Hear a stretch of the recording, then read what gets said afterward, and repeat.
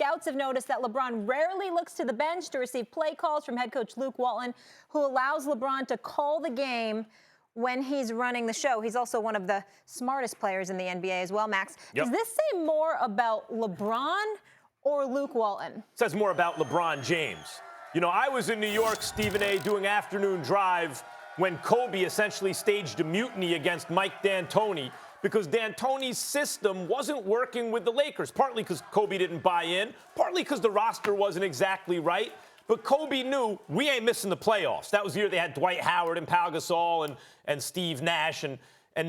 Kobe said, we ain't missing these playoffs. So Kobe took over the offense, essentially ran the point, ignored D'Antoni, did his thing, wound up with a catastrophic injury, but played them into the playoffs. LeBron James, I don't think here is staging a mutiny. LeBron is doing what he has done since he left Miami. He's doing the thing he did to David Blatt and to Ty Lue. It's no knock against those coaches. David Blatt's a good coach. Ty Lue is a good coach. I think Luke Walton is a good coach. But LeBron takes control. He's going to play this bunch into the playoffs for better or worse. In certain respects, the young guys won't develop at the pace maybe the organization would like. Maybe not. Maybe he'll trust the veterans more than he ought to. And as a result, there'll be slower development among the young guys. Who knows?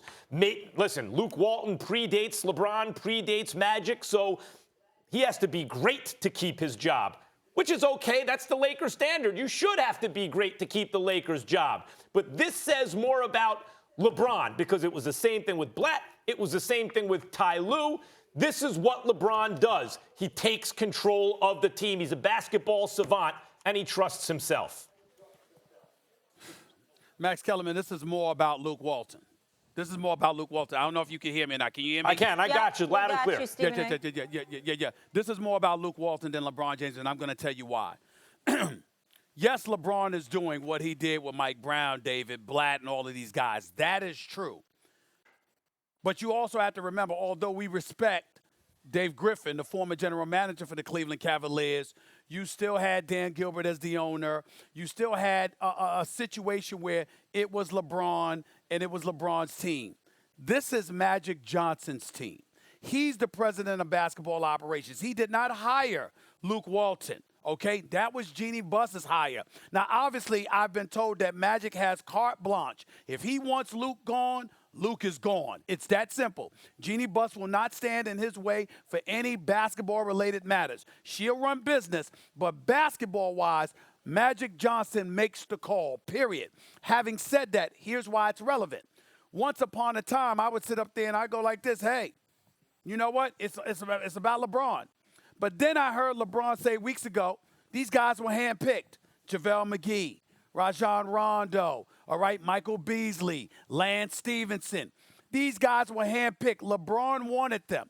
So if LeBron has gotten everything he wanted thus far with those guys, why the hell wouldn't he get what he wants with a coach? Now, he doesn't want to be on record. He doesn't want to be off the record, on the record, whatever. I have been told that LeBron James has stayed clear away from all of that. He doesn't want his name stained in any way in case Magic Johnson makes those decisions. And Magic Johnson is cognizant of that, which is why Luke Walton has still survived. I'm hopeful Luke Walton will survive. I like him. But they are ranked 20th offensively. That's not acceptable to Magic Johnson. They're 5th in terms of pace of play in the NBA. That's not acceptable to Magic Johnson, who sees LeBron James about to turn 34 years of age, understanding that you got to make sure to preserve him to some degree. So I'm looking at all of those different things, and I'm saying to myself, these are not things that's going to work in Luke Walton's favor, especially when you have our Brian Windhorst and others writing about how LeBron James has ignored plays, not to be disrespectful, but that he's ignored plays that Luke Walton has called to the point where Luke Walton ultimately figured out and stopped calling the plays and just let LeBron do what he wants to do. If you're Magic Johnson, who played for Pat Riley and Mike Dunleavy, you're sitting back and you're saying, wait a minute.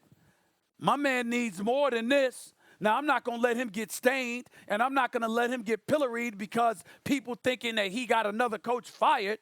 I'm not going to put him in that position. But at some point in time, if these things don't change for the better, I'm going to make a call. Now, Luke Walton just went through a winning streak.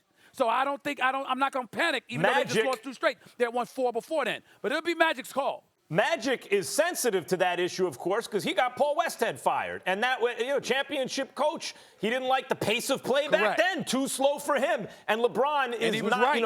LeBron is as much the next Magic Johnson as he is the next Michael Jordan. I mean, Magic and MJ had a baby. It was LeBron James, high-flying, but, basketball genius with the passing and the court vision.